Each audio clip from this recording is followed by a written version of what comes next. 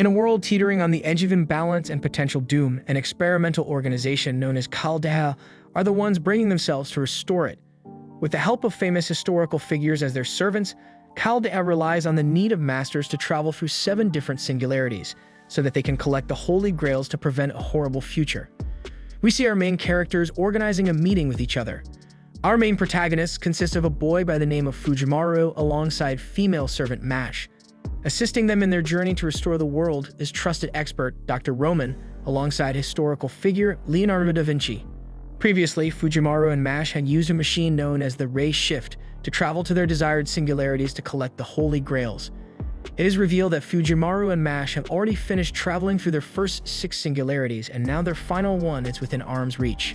Dr. Roman informs the two of their destination, being the year of 2600 BC, where ancient Mesopotamia resides, previously known to be the end of the Age of Gods.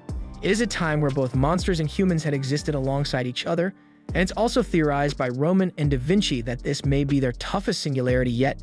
Regardless, the traveling pair are eager to move ahead with this dangerous operation. In setting the destination of the Ray Shift to their desired location, a transition is made towards the skies of a hotter climate than our duo are used to. Mash and Fujimaru initially struggle to recognize their surroundings, but in using her special ability, known as a Noble Phantasm, Mash deploys her shield, creating a barrier that breaks the two's rough fall. Finally landing in ancient Mesopotamia, Dr. Roman and Da Vinci use a wristband to communicate with the two, telling them that they're not safe just yet. Giving them a warm welcome, a slew of monsters emerge to disrupt them, possessing far more hostility than they've ever faced before. They decide to retreat for now, however, as they believe safety is within reach. Fujimaru is promptly squished as a girl tumbles onto him. She gets up from our main character, refusing to introduce herself. When telling her that they're a part of Chaldea, the girl shows interest, saying that they must be guests from afar. The conversation cannot continue, however, as more monsters emerge.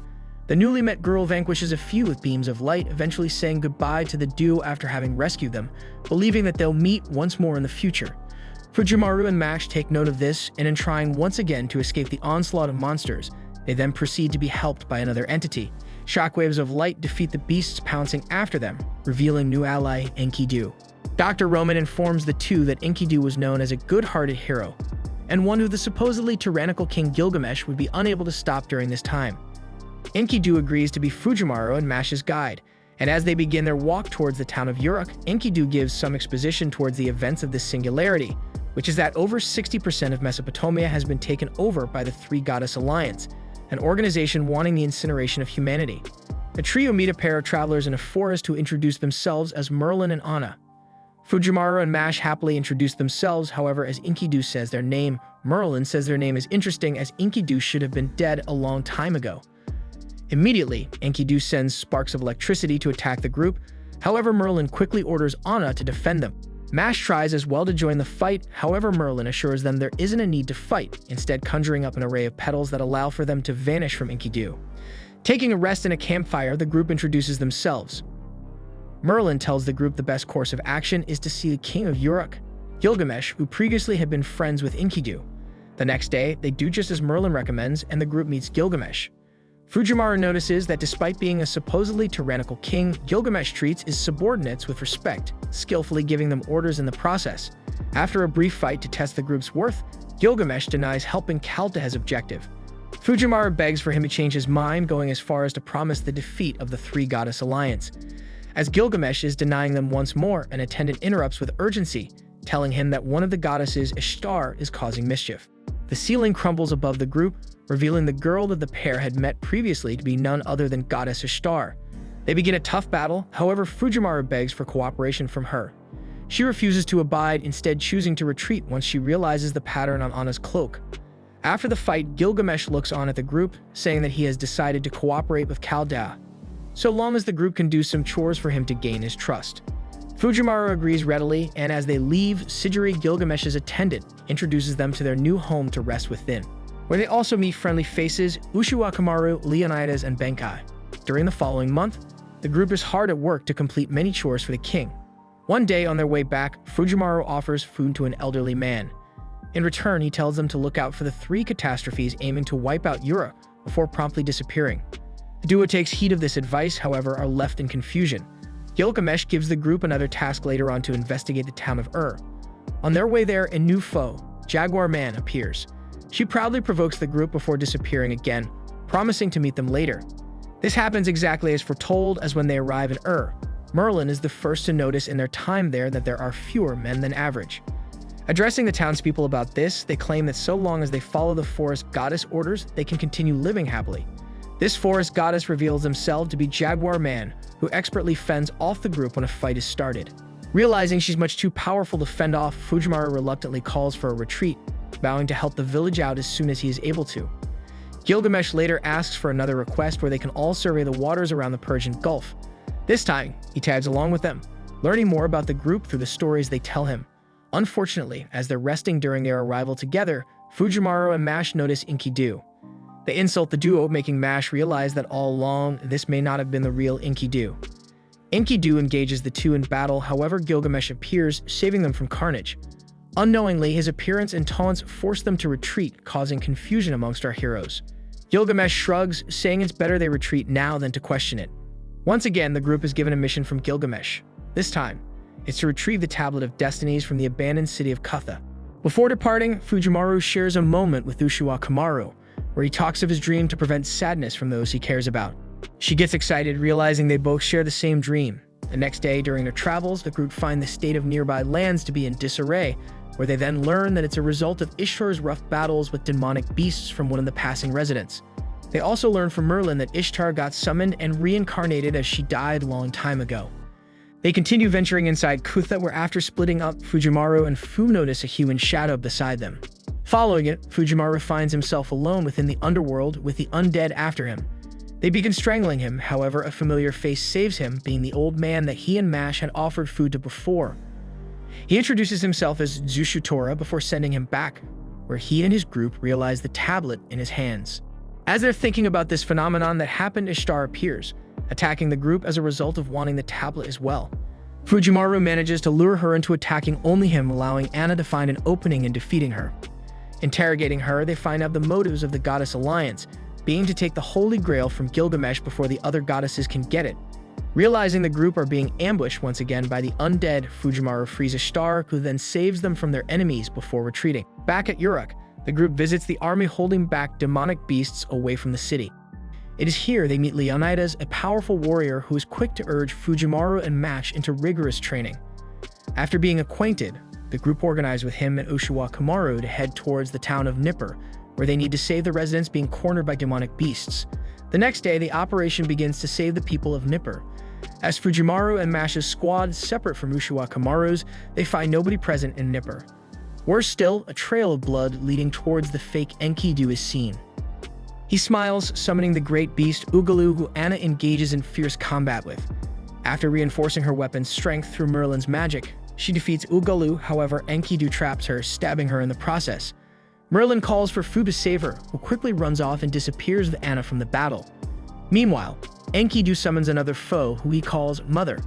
Dr. Roman identifies her as the servant Tiamat. She freezes Fujimaru and Mash in fear as the battle begins. However, with her courage to continue, they find the strength to rally against her.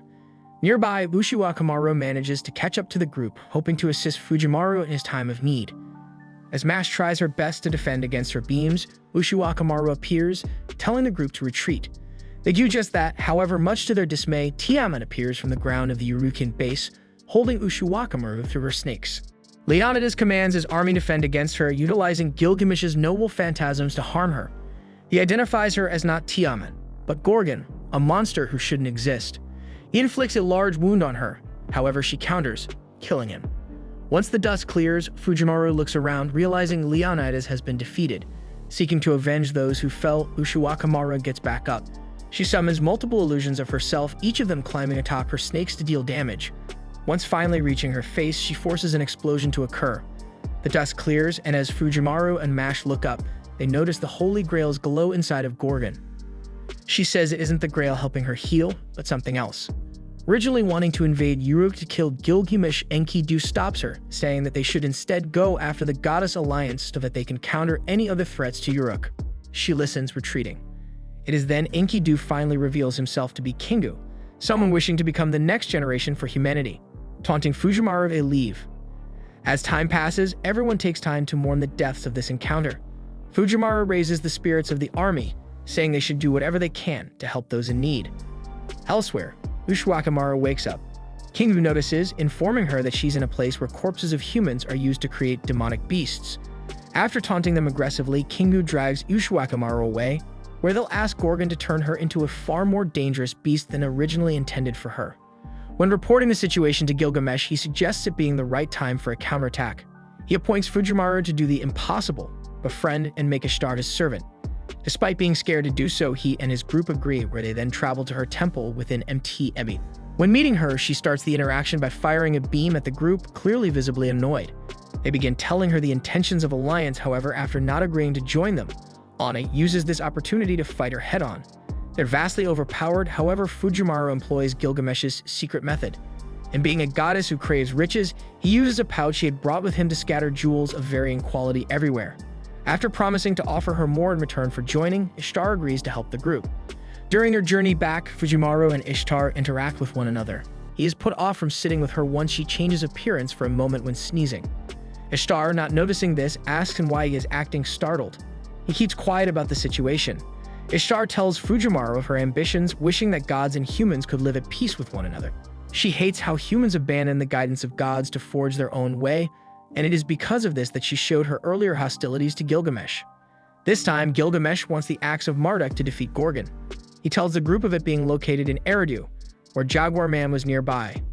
Before discussing further, the southern gate is reported to be destroyed. Fujimaru and the group rush towards the oncoming threat, where they all meet Quetzalcoatl for the first time. She tells the group that she's doing what she does as a result of a command from her mother, leading to Mash attempting to engage in combat with her. However, she leaves, saying she already fulfilled her quota of killing 100 people. Gilgamesh is annoyed by these events. Asking for Dr. Roman's help, he suggests a head-on assault towards her base to the south of Urb.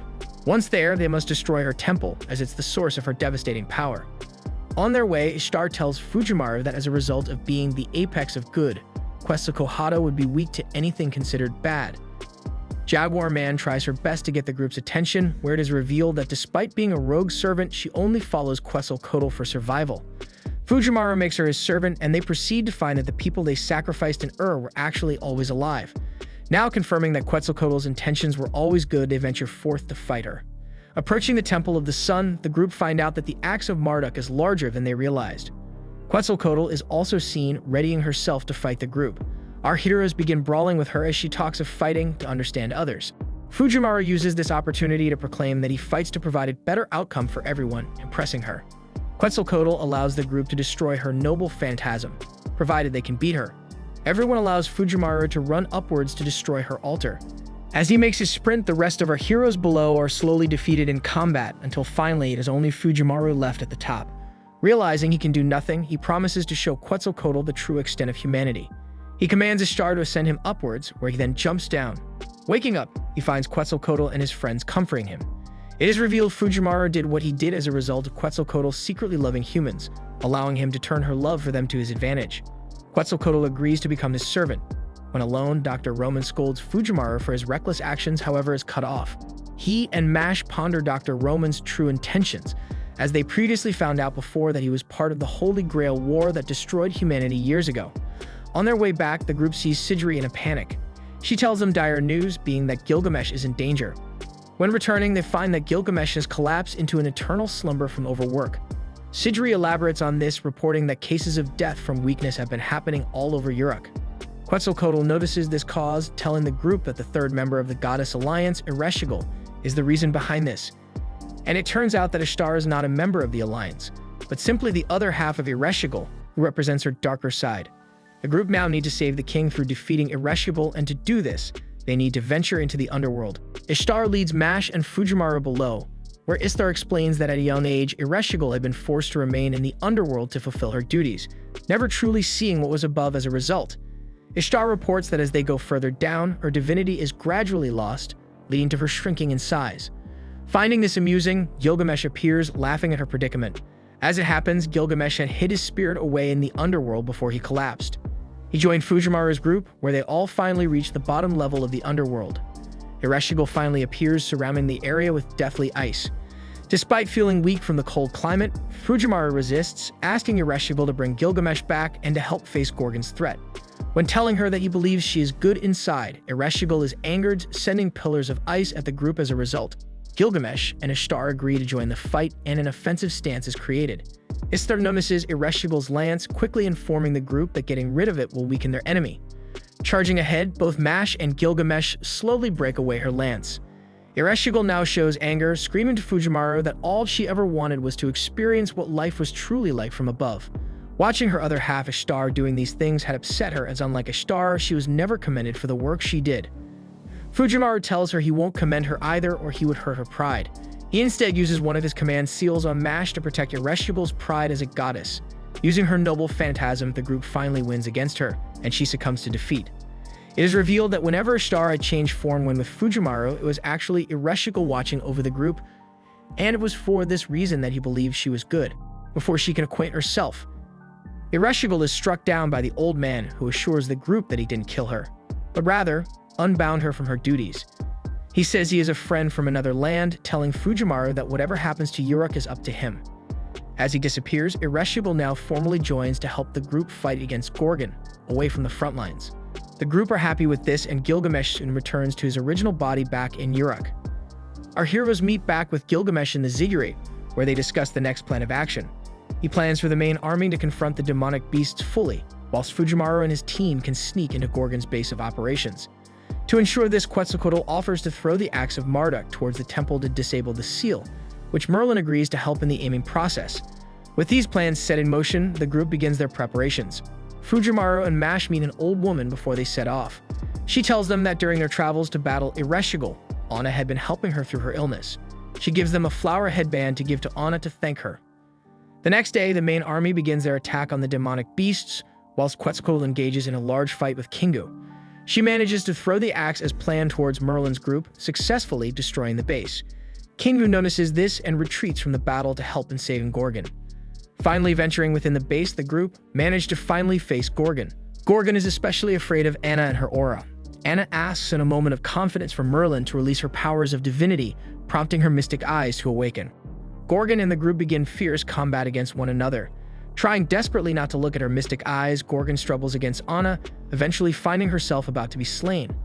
Anna talks to Gorgon as they fight, revealing that she was another version of her, and in slaying her, she too will disappear. As Gorgon is finally put to rest, she says her goodbye to Fujimaru, falling into an empty abyss below. Dr. Roman calls Fujimaru, telling him that the singularity hasn't disappeared yet, and something's gone wrong. It is then that Kingu reveals themselves, killing off Merlin as a result of rewriting the future. Summoning monsters that they dubbed the New Humans, they begin to invade Mesopotamia, causing havoc in their movements. Kingu leaves and the group runs back to Uruk to assist the fighting. When trying to fight them off, they unexpectedly begin to retreat.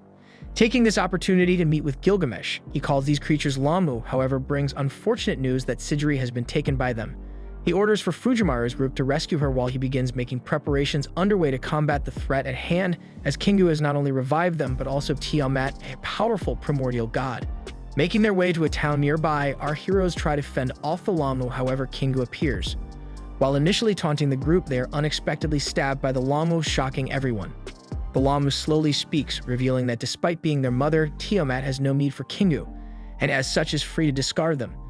Taking the presence of the Holy Grail from Kingu, one of the Lamas evolves, flying away towards Tiamat's location. Our heroes give chase, however Kingu finds himself having to run from the army. When realizing they've been backed into a corner with nowhere to go, Kingu accepts their death, however is quickly saved by a rogue Lamu. They wonder why they were saved, however upon speaking, they realize the betraying Lamu was none other than Sidri. She thanks Kingu for all the time he had spent in his previous life with Gilgamesh when they were Enkidu, causing frustration to erupt from them.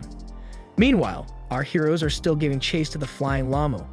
Through the efforts of Ishtar and Quetzalcoatl, they manage to pin it on the ground. As relief is found, it quickly fades with the appearance of a dark familiar presence, being a dark form of Ushwakaamaru. Ishtar assures Fujimaru that this is not her and is akin to a usual Lamu. Setting the flying Lamu free to reunite with Tiamat, Ushwakaamaru begins to fight the group. Mash and Quetzalcoatl manage to defeat her. However, she reappears, summoning clones of herself to hinder our hero's progress. Fujimaru transfers some of his energy to the weakened Ishtar, who inflicts wounds on all the Ushwakamarus through a myriad of beams. Talking to Gilgamesh through a communication system afterwards, Gilgamesh tells the group their next plan of action. They need to cross the sea to confront Tiamat.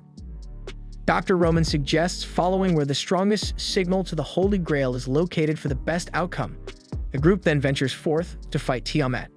As Tiamat is unable to move freely, the group try to use this to their advantage. Ishtar uses this opportunity to fire her most powerful attack at Tiamat, and as the impact clears away, hope is found in the idea that she has finally been quelled. However, Dr. Roman realizes that her magical energy is resurging, and in a moment of chaos, her true form now appears, spreading a poisonous mud all across Mesopotamia.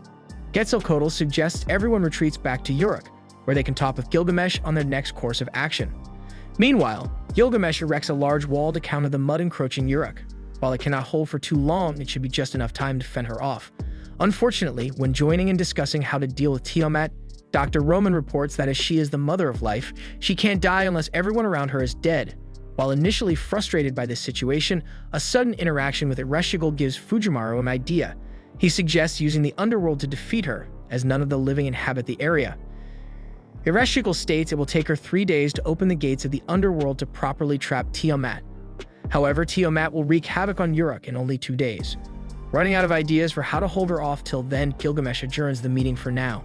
During the night, everyone takes time to bond with one another, with the most notable interaction being between Kingu and Gilgamesh. He prevents Kingu from dying, telling them that Kingu is worthy of his protection, and as it's almost the end of the world, what they choose to do now is their choice.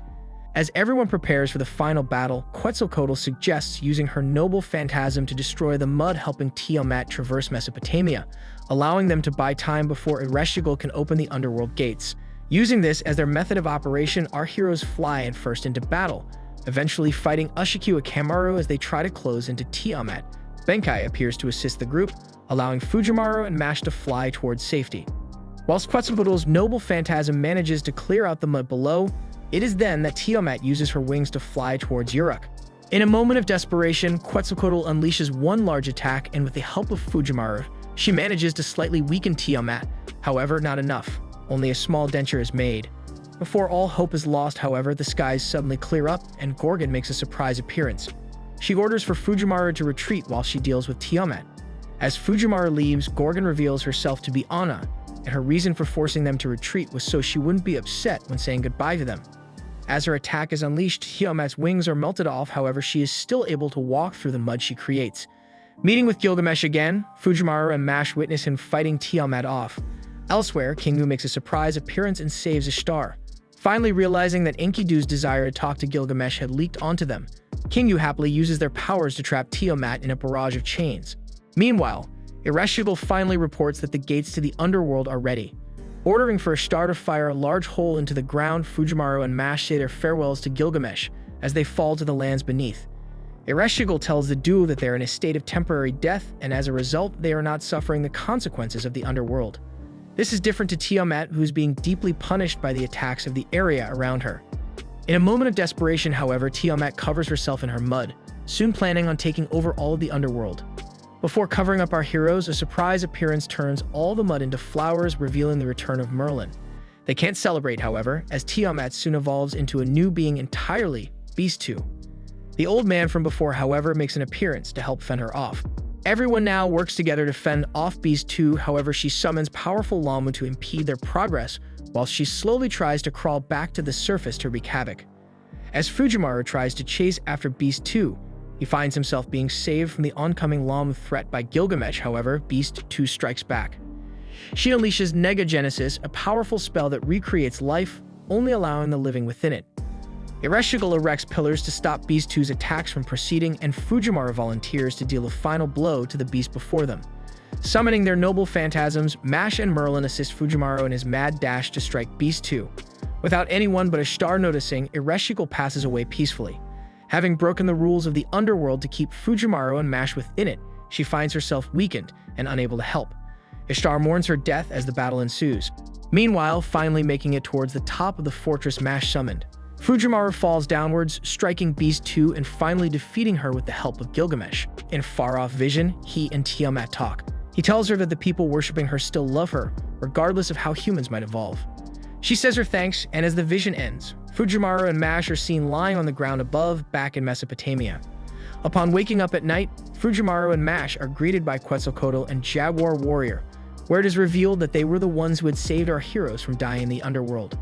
After a heartfelt conversation, Quetzalcoatl and Jaguar Warrior say their goodbyes to the group before eventually disappearing. Our duo continue traveling towards Uruk, where this time they see Ishtar and Merlin. Ishtar reports to the two, telling them that after defeating Beast 2, the underworld had completely collapsed, and it would take over a century just to see it to what it once was. When Fujimaru asks what the two will do now, Ishtar says she'll continue staying in Mesopotamia for a while longer, while Merlin says he himself will go back to his tower in Avalon. He says his final goodbyes to the group before eventually vanishing as well. Elsewhere, Gilgamesh and Kingu talk to one another. When asked why he does what he does, Gilgamesh says that it is his duty as a king to see to it that his people are happy, and he will do everything to fulfill this duty. Later, Fujimaru, Mash, and Ishtar meet with the king. Upon planting a flower to honor the lives lost during the Great Babylonian Battle, Gilgamesh wishes Fujimaru good luck for what the future has to offer. As Dr. Roman announces the Ray's shift to be complete so they can head back, Gilgamesh gives our heroes the last holy grail needed to prevent the end of humanity. Saying their final goodbyes, Fujimaru and Mash go back to the lab Kalta,